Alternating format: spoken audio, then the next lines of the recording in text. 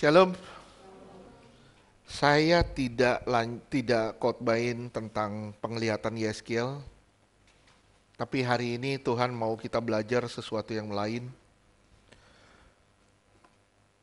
Tuhan mau kita belajar dari kitab Rut. Mungkin saudara pikir saya udah beberapa kali khotbahin tentang Rut, tapi hari ini Tuhan mengajar kita sesuatu yang berbeda dari kitab Rut ini. Saya rindu semua sungguh-sungguh menyadari betapa Tuhan itu baik. Betapa Tuhan itu baik. Kadang kita ngelewatin lembah-lembah kehidupan, kita ngelewatin masalah demi masalah. Tapi di balik itu semua, itu tidak mengurangi kebaikan Tuhan. Kita selalu bilang, Tuhan kenapa ini terjadi? Tuhan kenapa saya harus ngalamin gini? Kenapa saya kok susah banget Tuhan? Kenapa begini, kenapa begini, kenapa begini, kenapa begini? Saya cuma bilang satu hal. Pembentukan itu tidak mudah. Sekali lagi, saya bilang, pembentukan itu tidak mudah. Saudara, mungkin saya kasih satu gambaran, satu gambaran tentang misalnya si A, misalnya saya punya satu rumah gubuk yang kecil. Rumah ini udah mulai bocor-bocor sana sini, udah mulai bermasalah banyak hal. Tapi kemudian Tuhan hadir dalam hidup saya.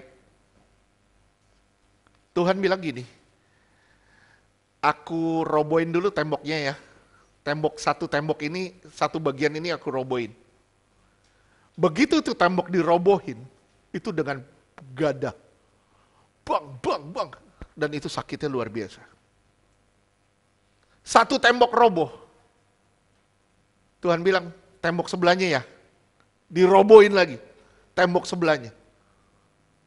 Roboh lagi. Sakit lagi. Kita bilang, aduh Tuhan sakit banget sih ikut Tuhan. Kok begini banget sih ikut Tuhan? Bisa bayangin? Kalau saudara kecewa sama Tuhan, rumah ini gak pernah jadi.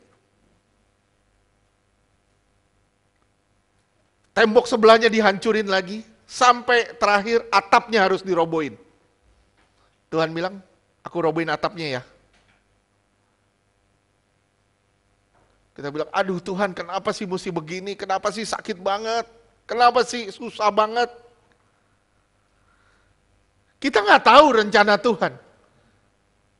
Kita hanya tahu apa yang menurut kita baik. Asal kita sehat, punya uang, masalah beres, itu baik. Bukan itu yang Tuhan mau.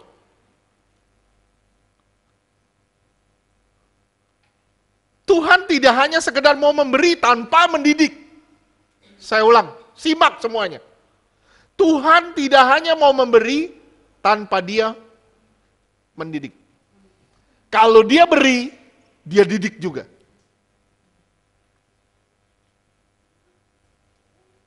Kita harus menyadari ini. Mungkin saudara datang ke Tuhan, Tuhan, kok rumah saya dihancurin begini? Tembok semua hancur, pintu semua dirobohin. Tuhan cuma bilang gini, sadar gak?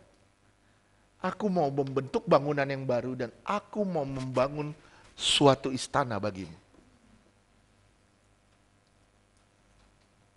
Saudaraku, saya bilang sama saudara, istana ini tidak pernah jadi kalau gubuk ini tidak pernah dirobohin. Sadar gak sih? Berat gak sih ketika saudara ngalamin diberobohin satu persatu? Berat gak sih ketika saudara harus mengalami A, B, C, D? Berat gak sih kalau saudara harus menanggung sesuatu yang tidak harusnya saudara tanggung?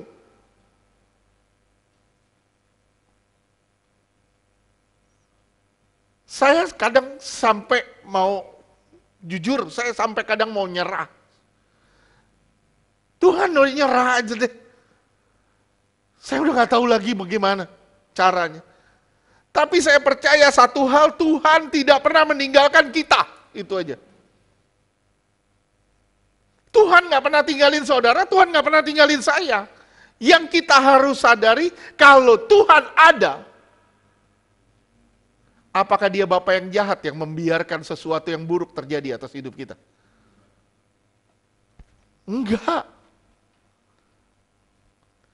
Kita terlalu banyak rencana di otak kita. Sorry, maaf, saya bilang sama saudara. Kita terlalu banyak rencana di otak kita. Setelah ini saya harus begini, saya harus ini, saya harus ini, saya harus ini. Sadar gak saudara? Rencana-rencana di otakmu itu yang membuat kau kecewa terus sama Tuhan. Buang semua rencanamu, masukin rencana Tuhan. Tuhan, apa yang kau mau? Tuhan, kalau engkau mau robohin semuanya. Tapi Tuhan, tolong mampukan saya melewatinya. Saya bilang ya sama saudara ya, kalau saudara dihadapkan pada satu gunung, Tuhan punya dua kemungkinan. Satu, Tuhan pindahin gunung itu. Dua, Tuhan memberi saudara kekuatan untuk mendakinya. Tuhan itu gak pernah ninggalin kita, itu aja. Ini yang kita lihat di dalam kitab Rut. Tuhan gak pernah tinggalin.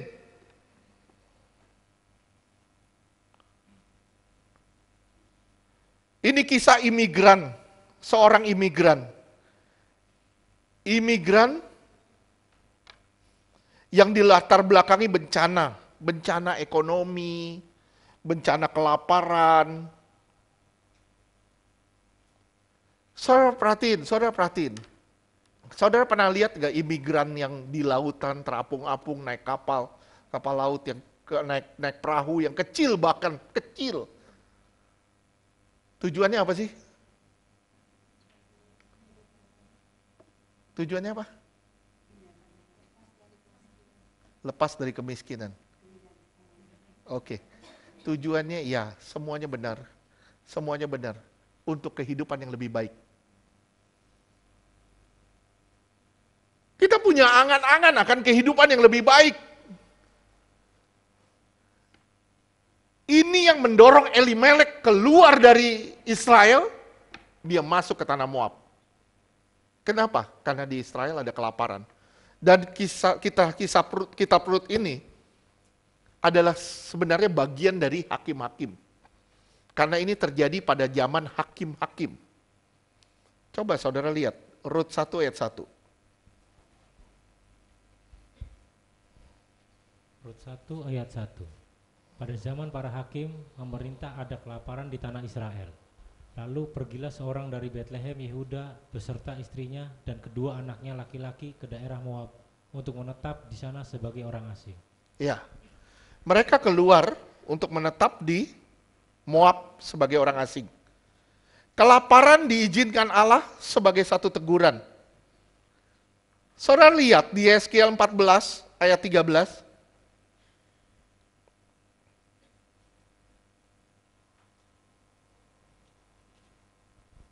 Yeskiel 14 ayat 13. Hai anak manusia, kalau sesuatu negeri berdosa kepadaku dengan berubah setia dan aku mengacungkan tanganku melawannya dengan memusnahkan persediaan makanan dan mendatangkan kelaparan atasnya dan melenyapkan dari negeri itu manusia dan binatang.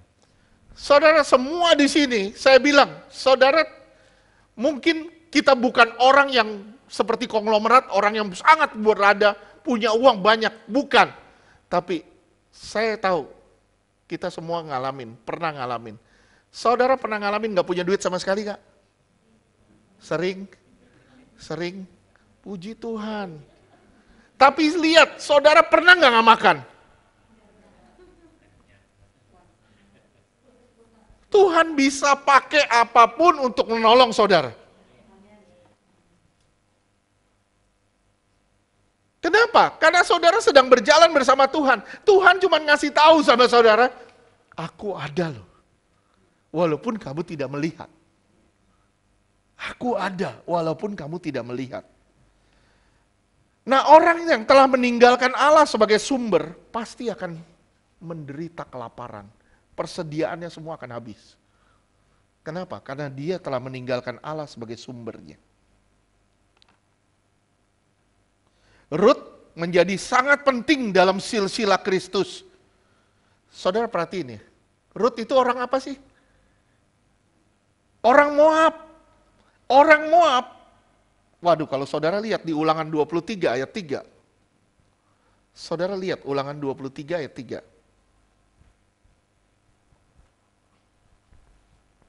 Ulangan 23 ayat 3.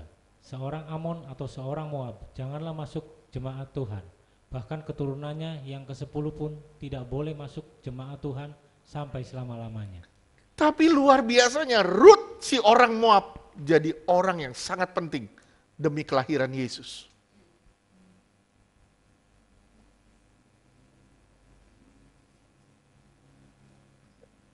Apa maknanya? Saya cuma bilang terkadang Tuhan nggak ngelihat hukumnya. Terkadang kasih di atas segala-galanya. Kasih itu di atas segala-galanya. Tuhan ngelihat ada kasih di dalam Rut. Dan Rut menjadi orang yang penting dalam silsilah kelahiran Yesus. Rut seorang Moab. Namun Rut dibawa masuk sebagai nenek moyang Kristus. Dia dibawa masuk sebagai seorang nenek moyang Kristus. Yang secara daging ya, secara daging. Orang yang keluar dari tanah permai. Orang yang keluar dari tanah permai adalah orang yang memutuskan dirinya dari Allah. Dan ini telah dilakukan oleh Elimelek. Mereka pindah ke Moab. Mereka mengharapkan kehidupan yang lebih baik, tapi ternyata yang dihasilkan hanya tragedi belaka. Sama-sama kita baca deh, sama-sama kita baca.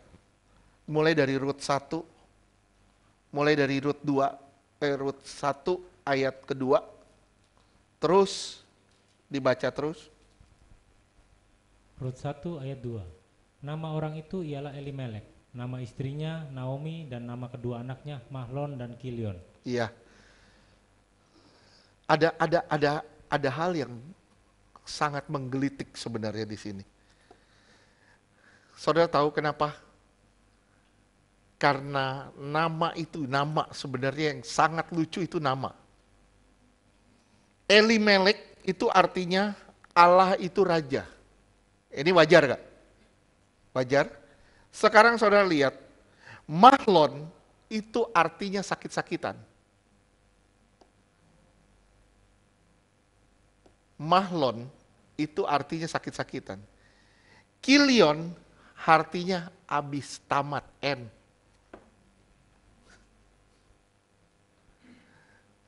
Nah, kalau saudara ngelihat gini, seakan-akan nggak masuk akal.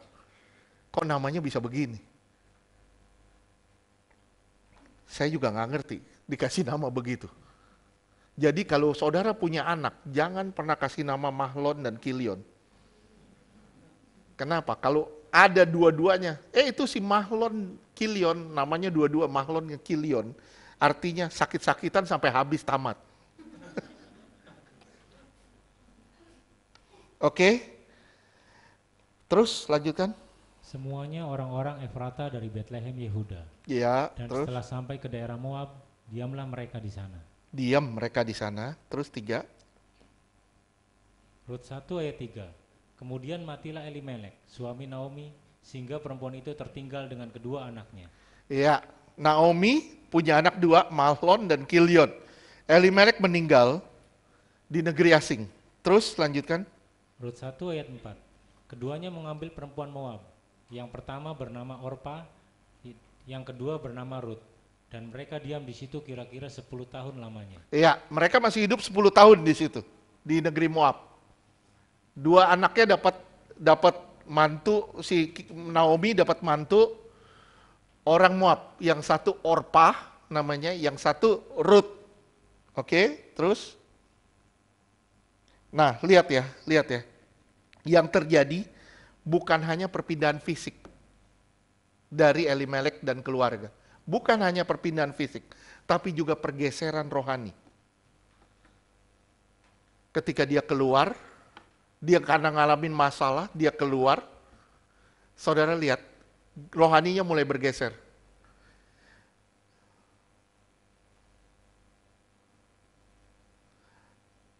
Anak-anaknya kawin dengan orang-orang Moab.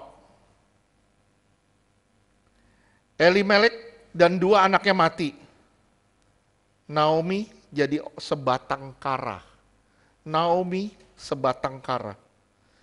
Naomi betul-betul sudah tidak ada harapan. Saya ulang sekali lagi. Naomi betul-betul tidak ada harapan. Saudara lihat dari Rut 1 ayat ke-5 dan ke-7 sampai ke-7. Rut 1 ayat 5. Lalu matilah juga keduanya, yakni Mahlon dan Kilion. Lihat ya, udah Elimelek mati, Mahlon Kilion mati. Terus sehingga perempuan itu kehilangan kedua anaknya dan suaminya. Ya.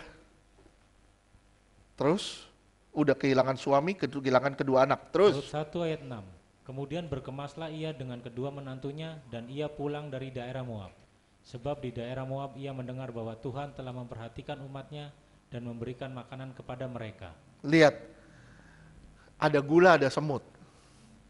Begitu gulanya hilang di Israel, dia pergi ke Moab. Begitu di Moab, dia lihat Israel sudah dipulihkan, dia balik lagi ke Israel.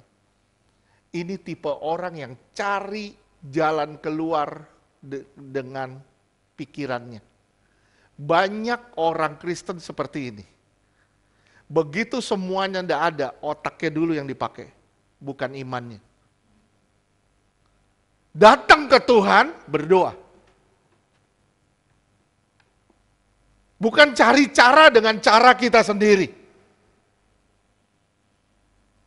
Mereka pindah ke Moab. Anak-anaknya kawin dengan orang Moab. Terus lanjutkan. Ayat 7. Rut 1 ayat 7. Maka berangkatlah ia dari tempat tinggalnya itu bersama-sama dengan kedua menantunya. Ketika mereka sedang di jalan untuk pulang ke tanah Yehuda. Iya, terus boleh lanjutkan. Rut 1 ayat 8. Berkatalah Naomi kepada kedua menantunya itu, pergilah, pulanglah masing-masing ke rumah ibunya. Tuhan kiranya menunjukkan kasih-Nya kepadamu seperti yang kamu tunjukkan kepada orang-orang yang telah mati itu dan kepadaku. Iya, 9. Rut 1 ayat 9. Kiranya atas karunia Tuhan kamu mendapat tempat perlindungan masing-masing di rumah suaminya. Lalu diciumnyalah mereka, tetapi mereka menangis dengan suara keras. Lihat, menangis dengan suara keras. Ini bukan antara ibu dan anak, tapi antara ibu dengan para menantunya. Terus ayat 10. Rut 1 ayat 10. Dan berkata kepadanya, tidak, kami ikut dengan engkau pulang kepada bangsamu. Terus Rut 1 ayat 11. Tetapi Naomi berkata, pulanglah anak-anakku, mengapa kamu turut dengan aku? Bukankah tidak ada lagi anak-anak laki-laki yang kulahirkan untuk dijadikan suamimu nanti? lihat, pulang ya, pulang aja deh, udah gak ada harapan. Aku udah gak punya anak-anak laki-laki lagi. Kalaupun aku punya anak-anak laki lagi, kamu harus tunggu sampai anak itu dewasa. Bisa bayangin di sini yang belum dapat jodoh nungguin anak sekolah minggu? Ngarepin anak sekolah minggu gede, dipicing-picing? Enggak lah, bukan begitu ya. Oke. Naomi betul-betul tidak ada harapan. Saudara simak baik-baik. Ketika Tuhan bukan lagi menjadi tujuan kita, utama satu-satunya. Ketika Tuhan tidak lagi menjadi tujuan utama kita satu-satunya, maka rohani pun pasti bergeser. Rohani pasti bergeser. Saudara tidak fokus lagi sama Tuhan, saudara mulai fokus sama diri saudara sendiri. Kenapa? Karena saudara sudah tidak fokus sama Tuhan. Tidak memusatkan diri lagi kepada Tuhan. Saudara mulai bergeser rohaninya pada diri sendiri, pada kesenangan sendiri. Ruth betul-betul tidak ada harapan. Kenapa? Karena dia sudah tua. Dia tidak bisa menikah lagi. Bukannya dia tidak ada jodoh. Tapi dia sudah tidak bisa menikah lagi. Dia sudah tua. Tidak bisa kerja di ladang. Dia sudah tua, tidak bisa kerja di ladang. Dia gak punya anak-anak lagi. Artinya gak punya harapan. Coba lihat di ayat 12 ya. Rut 1 ayat 12. Pulanglah anak-anakku, pergilah. Sebab sudah terlalu tua aku untuk bersuami. Lihat, aku sudah terlalu tua untuk bersuami. Terus? Seandainya pikirku ada harapan bagiku, dan sekalipun malam ini aku bersuami, bahkan sekalipun aku masih melahirkan anak laki-laki. 13. Rut 1 ayat 13. Masakan kamu menanti sampai mereka dewasa? Masakan karena itu kamu harus menahan diri dan tidak bersuami? Janganlah kiranya demikian. Anak-anakku, bukankah jauh lebih pahit yang aku alami daripadamu? Sebab tangan Tuhan teracung terhadap aku. Lihat ya. Dia mulai bergeser rohaninya. Saudara lihat di sini, saudara perhatikan dia mulai bergeser rohaninya. Kenapa? Karena dia tidak fokus lagi kepada Tuhan. Dia merasa dirinya sudah terlalu tua, tidak bisa menikah lagi. Dia tidak bisa bekerja di ladang, anak-anak pun tidak ada, artinya tidak ada harapan. Makanya dia bilang di ayat 12, dia bilang, aku tidak bisa punya anak lagi. Kalaupun aku punya anak, katanya, aku kawin malam ini dan aku punya anak. Kamu harus nunggu sampai anak itu dewasa lagi. Naomi betul-betul sudah tidak ada harapan.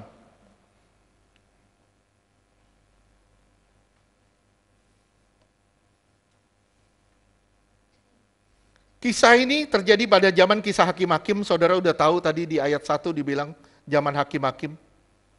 Bisa bayangin Moab itu musuh dari orang Israel.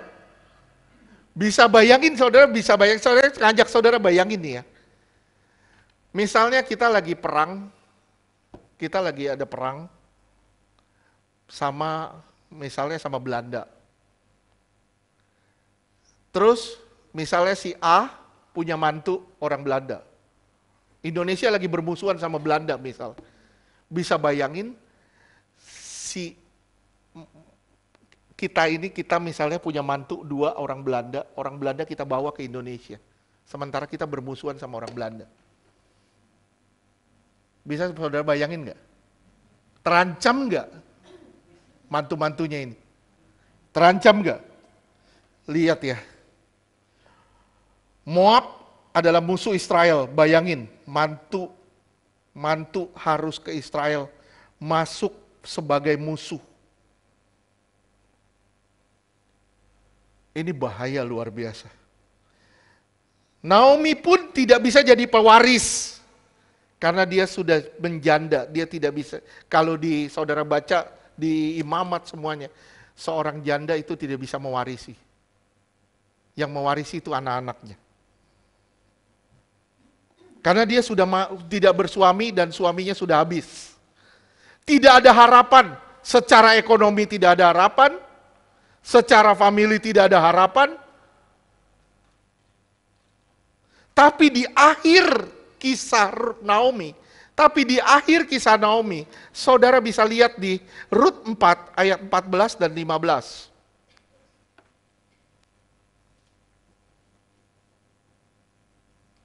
Rut 4 ayat 14. Sebab itu perempuan-perempuan berkata kepada Naomi, terpujilah Tuhan yang telah rela menolong kau pada hari ini dengan seorang penebus. Termasuklah kiranya nama anak itu di Israel. Lihat, apa yang Naomi katakan? Naomi mengalami penebusan.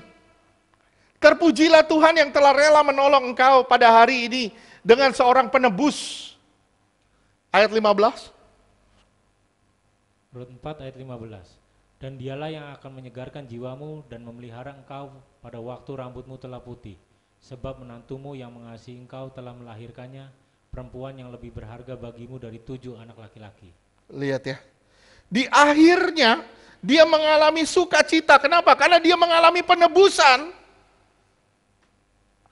Dia sudah tidak ada harapan secara ekonomi. Dia tidak ada harapan secara famili. Naomi benar-benar sudah berubah. Naomi benar-benar sudah berubah. Sampai orang-orang yang mengenal dia sudah tidak bisa mengenali dia lagi. Coba lihat di Rut 1 ayat 19 sampai 22.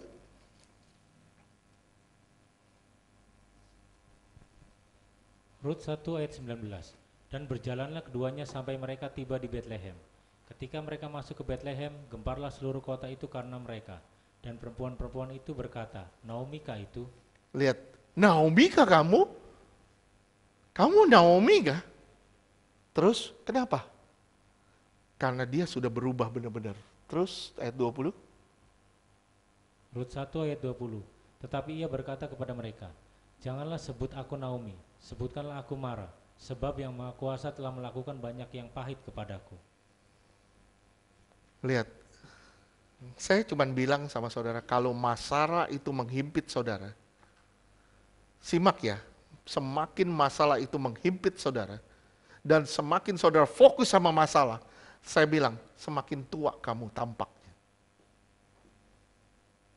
Kenapa ada orang, wih tua banget ya, kenapa sih tua banget? Kenapa? Karena dia tidak fokusin diri pada Tuhan, tapi fokusin dirinya pada masalah. Terus ayat 21, dia bilang, jangan panggil aku Naomi lagi, panggil aku Mara. Terus? Rut 1 ayat 21. Mara itu artinya pahit. Terus? Dengan tangan yang penuh aku pergi, tetapi dengan tangan yang kosong Tuhan memulangkan aku. Mengapakah kamu menyebut aku Naomi? Karena Tuhan telah naik saksi menentang aku, dan yang Maha Kuasa telah mendatangkan malapetaka kepadaku. Iya, 22. Rut 1 ayat 22. Demikianlah Naomi pulang bersama-sama dengan Rut, perempuan Moab itu, menantunya, yang turut pulang dari daerah Moab, dan sampailah mereka ke Betlehem pada permulaan musim menuai jelai. Oke, saya cuma bilang sama saudara, tambah fokus engkau sama masalah, tambah tua engkau nampak. Lihat ya, kenapa sih orang bisa awet muda? Kenapa? Karena mukanya senyum terus. Ya, kenapa orang awet tua? Karena nggak bisa senyum-senyum. Lihat aja kalau, ntar lihat aja ya, lihat deh. Siapa yang mukanya merengut terus begini, lihat. Tambah saudara merengut, tambah turun ini kayak bulldog tau.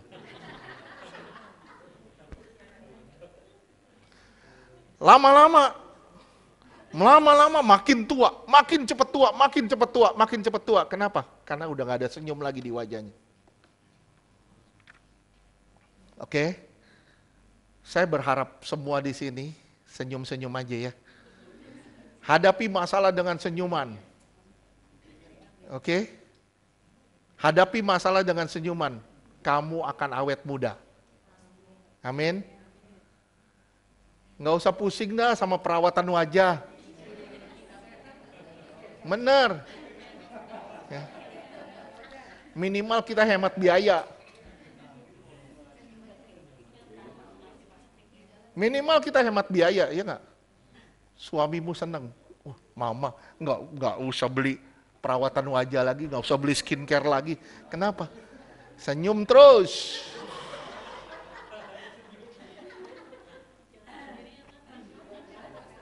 Merengut terus, tambah tari, tambah tua loh. Ya. Nggak enak dilihat ya, bener.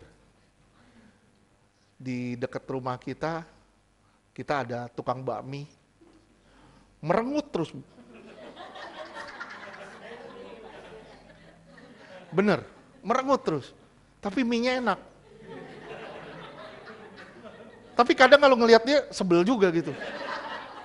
Merengut terus.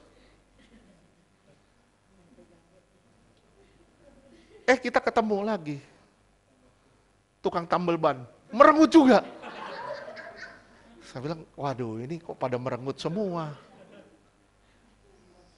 Ya, Kalau saudara merengut terus, susah terus. Saya bilang, tambah hari tambah tua loh. Kalau mau awet muda, gimana caranya? Senyum. Nih ya, kalau merengut, ini bergaris-garis nanti. Kalau saudara senyum terus, ini ketarik semua. Kenceng, lama-lama kenceng. Bisa bayangin nggak? Kalau di rumah, nggak enak dilihatnya. Kenapa? Kayak cucian lecek belum disetrika. Saudara tahu cucian lecek belum disetrika? Tahu? Tahu? Enak dilihat gak? Enggak, ya udah. Bilang, jangan kayak cucian lecek gitu. Bilang kiri kanan, bilang.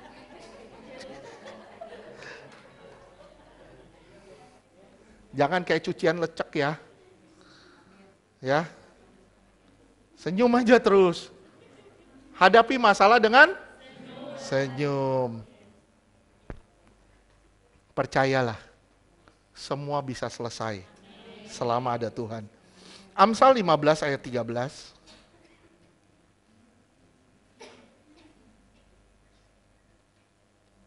Amsal 15 ayat 13. Hati yang gembira membuat muka berseri-seri. Lihat, hati yang gembira.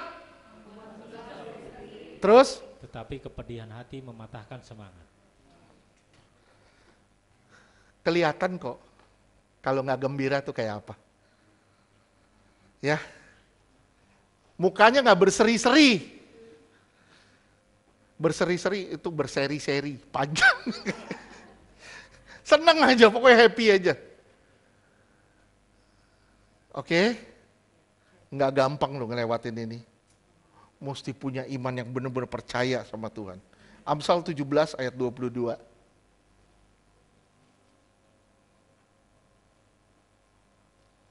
Amsal 17 ayat 22. Hati yang gembira adalah obat yang manjur, tetapi semangat yang patah mengerikan tulang. Oke. Kalau saudara benar-benar gembira terus hatinya. Mau apapun yang saudara hadapi, saudara gembira. Saya bilang, engkau nggak usah minum obat sebenarnya. Semua beres, selesai. Kenapa?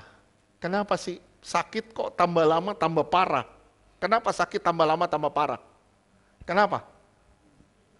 Karena begitu kita dengar, kita pikir, itu yang membuat parah. Hormon-hormon untuk kekebalan tubuh itu hilang semua. Ketika kita memikirkan sakit penyakit, coba saudara memikirkan Tuhan. Itu hormon kekebalan tubuh kita akan bangkit lagi. Hidup lagi, dan itu bisa fight di dalam tubuh kita. Benar-benar fight di dalam tubuh kita. Jadi kalau saudara mau sembuh, apapun yang saudara hadapi, saya cuma bilang, bersukacitalah senantiasa. Karena Allahmu hidup dan engkau tidak pernah sendirian. Amin. Amin. Naomi menemukan penebus. Siapa penebusnya?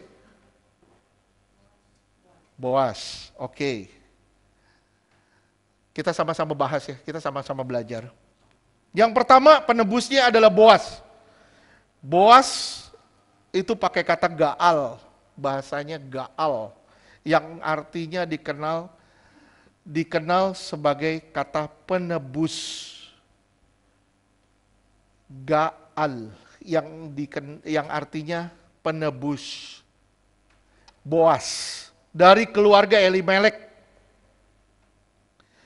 Naomi dan Ruth ini adalah orang-orang miskin. Mereka tidak punya uang untuk beli makan. Betul gak? Betul? Coba saudara lihat. Rut 2 ayat 1 sampai 3. Rut 2 ayat 1. Naomi itu mempunyai seorang sanak dari pihak suaminya, seorang yang kaya raya dari kaum Elimelek, namanya Boas. Rut 2 ayat 2.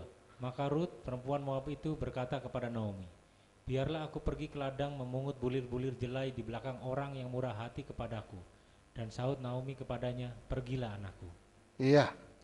Terus ayat 3. Rut 2 ayat 3. Pergilah ia, lalu sampai di ladang dan memungut jelai di belakang penyabit-penyabit. Kebetulan ia berada di tanah milik Boas yang berasal dari kaum Elimelek. Saya tanya sama saudara, apakah dia mencuri? Enggak, kan ini tanah orang. Iya, betul. Dia ngambil dari sisa. Karena di kebiasaan orang Yahudi, itu ada hukumnya. Di Imamat 19 ayat 9 dan 10. Seorang yang menyabit itu, nggak boleh sabit semuanya. Harus disisakan untuk orang miskin. Oke? Saya cuma bilang, saudara punya apa? Saudara punya uang? Jangan habiskan buat dirimu, sisakan buat orang yang membutuhkan. Betapa picik ya kita habisin untuk diri kita sendiri, kita nggak pusing sama orang di kiri kanan kita. Saya bilang sama saudara, jahat loh orang seperti ini. Oke? Imamat 19 ayat 9 dan 10.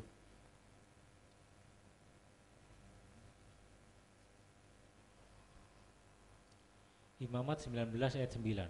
Pada waktu kamu menuai hasil tanahmu, janganlah kau sabit ladangmu habis-habis sampai ke tepinya. Dan janganlah kau pungut apa yang ketinggalan daripada penuaianmu. Iya, ayat 10. Imamat 19 ayat 10. Juga sisa-sisa buah anggurmu, janganlah kau petik untuk kedua kalinya, dan buah yang berjatuhan di kebun anggurmu, janganlah kau pungut. Tetapi semuanya itu haruslah kau tinggalkan bagi orang miskin dan bagi orang asing. Akulah Tuhan Allahmu. Ini tandanya Tuhan sedang memperhatikan. Orang-orang yang gak mampu sekalipun Tuhan perhatikan.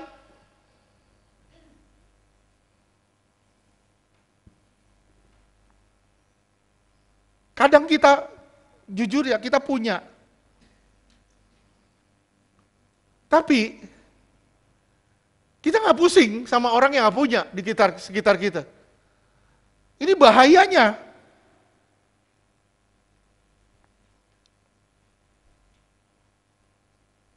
Kita begitu bisa, maaf ya, kita bisa begitu royal sama diri kita, tapi kita bisa pelit sama orang lain.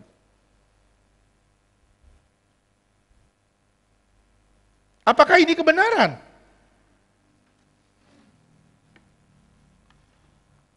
Saudaraku simak, Rut bisa makan, kenapa? Karena ada firman Tuhan. Dia dijaga sama firman Tuhan. Sekali lagi, dijaga sama firman Tuhan. Saudara bisa makan enggak? Bisa. Kenapa saudara bisa makan? Karena dijaga sama firman Tuhan.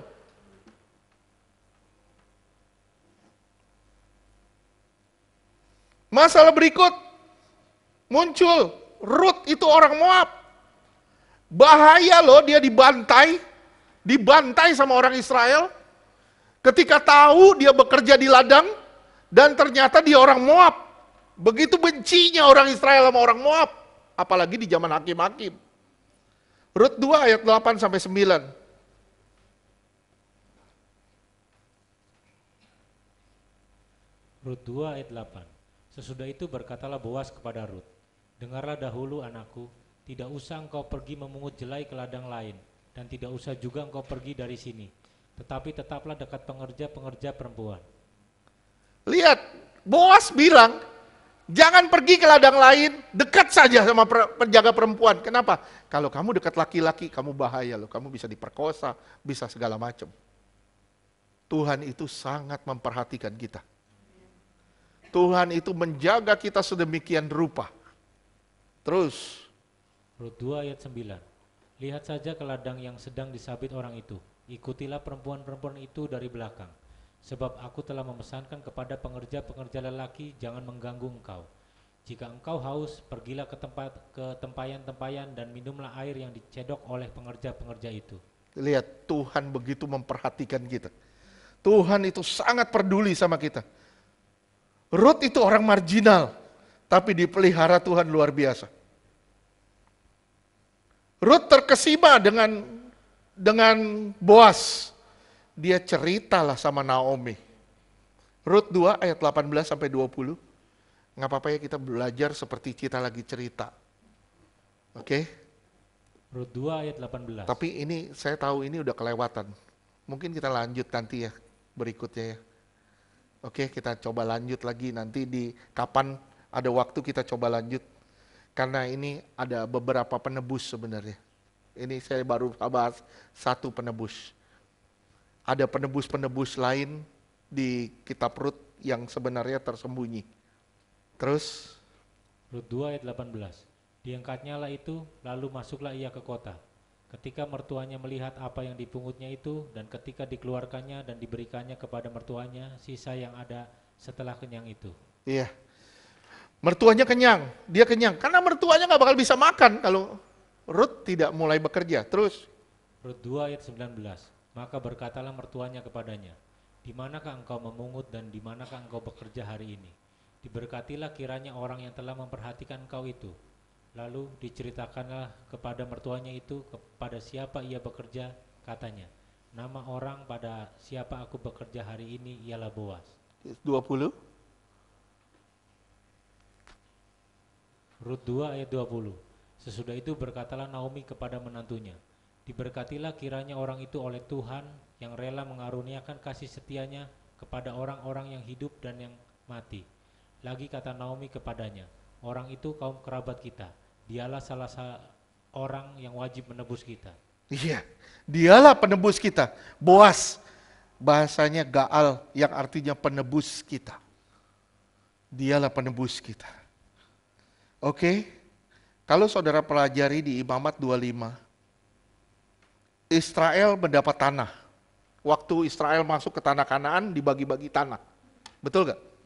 Dibagi-bagi itu tanah. Setiap orang dapat tanah. Nah, waktu Elimelek keluar dari Israel, bagiannya itu hilang. Dan tanah itu bisa ditebus dengan dua cara. Tanah bisa ditebus dengan dua cara. Satu, tahun Yobel. 50 tahun ke depan, baru bisa ditebus. Dia bisa ambil lagi hak miliknya. Contohnya gini, saya punya tanah di TBC Matupang, misalnya. Amin aja. Biar dapat bagian ya Bu. Saya punya tanah misalnya di TBC Matupang, misalnya. Tapi kemudian saya udah tinggalin hak saya itu, misalnya. Dan itu saya bisa dapat kembali 50 tahun kemudian. Oke? Lama ya? Belum tentu kita masih hidup gitu, 50 tahun ke depan. Tapi itu janji Tuhan. 50 itu angka anugerah. Jadi saudara akan mendapatkan semua hak kembali ketika saudara hidup dalam anugerah. Saya ulang sekali lagi, saudara akan mendapat hak saudara kembali ketika saudara hidup dalam anugerah. Kalau saudara hidup sembarangan, suka-suka, sorry, maaf saya bilang ya, itu yang dibilang menginjak-injak anugerah. Itu gak bakal bisa dapat haknya kembali sebelum dia bertobat. Ngerti gak sampai sini? Ngerti? Yang pertama harus tahun Yobel, 50 tahun. Yang kedua itu dengan penebus. Dia dapat haknya kembali lewat penebus. Seorang penebus. Naomi rindu Boas menebus tanahnya lagi. Penebusan itu bukan hanya bicara soal tanah, tapi memulihkan satu keluarga. Sekali lagi, penebus itu bukan bicara soal tanah yang dipulihkan, tapi keluarga yang dipulihkan.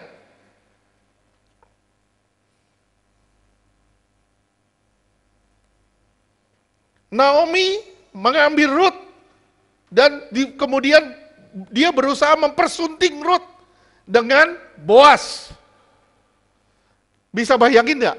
Boas gimana pikirannya? Wih, dia orang Moab. Bisa bayangin? Ada firman yang berbunyi, 10 keturunan gak boleh masuk gereja. Meli, misalnya, Ikna misalnya, atau Meli, atau siapa. Misalnya kamu tahu, Ikna masih hidup dalam kutuk misalnya. Misalnya, tolak dalam nama Yesus. Misalnya, Kamu mau nggak mempersunting Mikna? Mikir-mikir. Kenapa? Waduh 10 keturunan, anak gua nggak boleh masuk gereja. Pasti Boas mikir begitu. Tapi segala sesuatu itu dimungkinkan karena Yesus. Amin. Tuhan memulihkan, Tuhan hendak memulihkan. Naomi mulai susun rencana. Coba saudara lihat di Rut 3 ayat 1 sampai 9. Rut 3 ayat 1. Lalu Naomi mertuanya itu berkata kepadanya, "Anakku, apakah tidak ada baiknya jika aku mencari tempat perlindungan bagimu supaya engkau berbahagia?" Lihat, Naomi mulai susun rencana supaya Rut berbahagia. Terus? Ya. Rut 3 ayat 2. Maka sekarang, bukankah Boas yang pengerja-pengerjanya perempuan telah kau temani itu adalah sanak kita? Dia pada malam ini menapi jelai di tempat pengirikan. Dia tahu rutinitasnya Boas. Ayo goda dia. Terus ayat 3. Ini Naomi ini macomlang. Terus Rut 3 ayat 3. Maka mandilah dan beruraplah, pakailah pakaian bagusmu dan pergilah ke tempat pengirikan itu. Tetapi janganlah engkau ketahuan kepada orang itu sebelum ia selesai makan dan minum. ya, dia harus selesai makan minum dulu. Kenapa? Kalau perut lapar, otak nggak benar bisa. Terus Rut 3 ayat 4. Jika ia membaringkan diri tidur, haruslah engkau memperhatikan baik-baik tempat ia berbaring. Kemudian datanglah dekat, singkaplah selimut dari kakinya dan berbaringlah di sana. Maka ia akan memberitahukan kepadamu apa yang harus kau lakukan. seakan-akan Naomi itu tahu semuanya caranya. Terus ayat 5. Rut 3 ayat 5. Lalu kata Rut kepadanya, segala yang kau katakan itu akan kulakukan. Ayat 6. Rut 3 ayat 6. Sesudah itu pergilah ia ke tempat pengirikan dan dilakukannya tepat seperti yang diperintahkan mertuanya kepadanya. Ayat 7. Rut 3 ayat 7. Setelah Boas habis makan dan minum dengan hati gembira, datanglah ia Jadi perut kenyang, hati senang. membaringkan diri tidur pada ujung timbunan jelai itu. Kemudian datanglah perempuan itu dekat dengan diam-diam, disingkapnya lah selimut dari kaki Boas dan berbaringlah ia di situ. Terus ayat 8. Rut 3 ayat 8. Pada waktu tengah malam dengan terkejut terjagalah orang itu, lalu meraba-raba ke sekelilingnya, dan ternyata ada seorang perempuan berbaring di sebelah kakinya. 9. Rut 3 ayat 9. Bertanyalah ia, siapakah engkau ini? Jawabnya, aku Rut, hambamu, kembangkanlah kiranya sayapmu melindungi hambamu ini, sebab engkaulah seorang kaum yang wajib menebus kami. Lihat, di sini dibilang dia masuk ke dalam selimut. Ya. Artinya di sini adalah penyatuan. Penyatuan. Penyatuan antara Rut dengan Boas.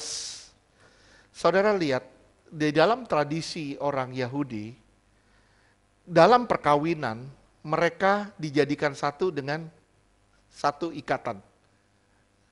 Ya, bentuknya seperti kain. Mereka disatuin begitu.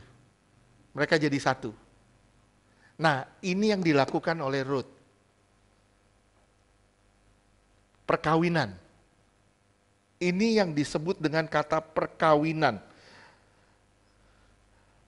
Boas menikahi Rut.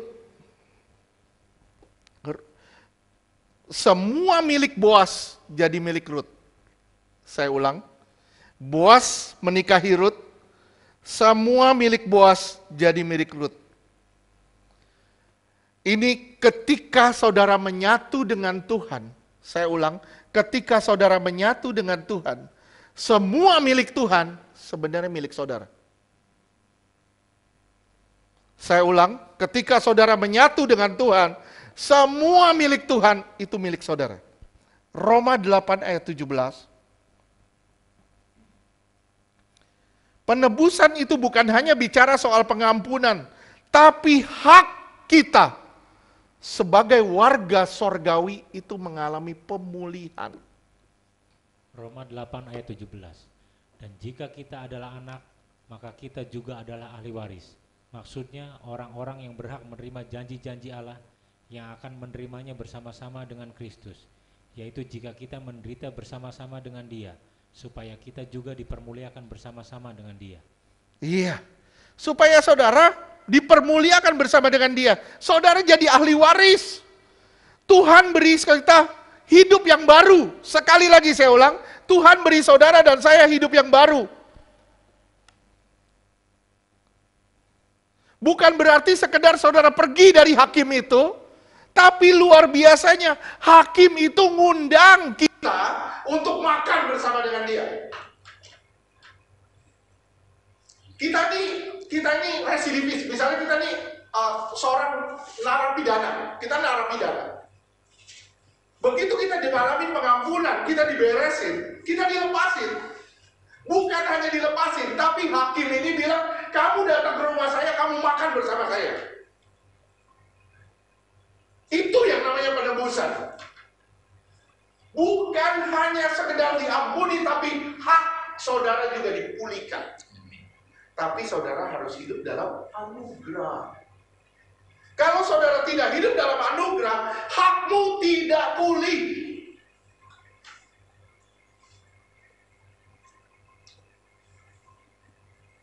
Oke, mungkin saudara belum lihat mana hak saya dipulihkan, belum.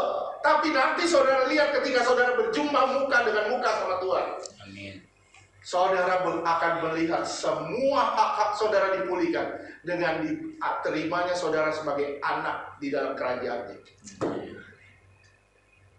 Saudara disambut seperti seorang pangeran. Sekali lagi, saudara akan disambut seperti seorang raja di situ. Kita dipermuliakan bersama dengan Tuhan. Inilah penebusan. Yohanes 1 ayat 12. Yohanes 1 ayat 12. Tetapi semua orang yang menerimanya diberinya kuasa supaya menjadi anak-anak Allah, yaitu mereka yang percaya dalam namanya. Bersamaan dengan habisnya baterai, saya lanjutkan beberapa minggu ke depan. Oke, Tuhan berkati.